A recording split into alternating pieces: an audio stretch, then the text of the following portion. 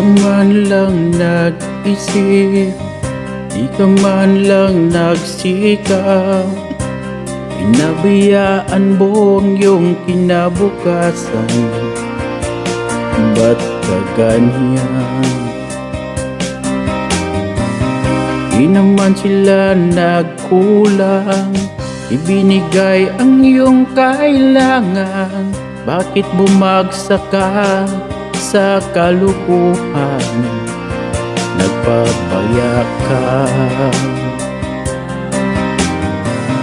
lagi kang naglalasing, magulang mo'y di pinapansin. Nais lang naman nila sa iyong kabutihan magbago.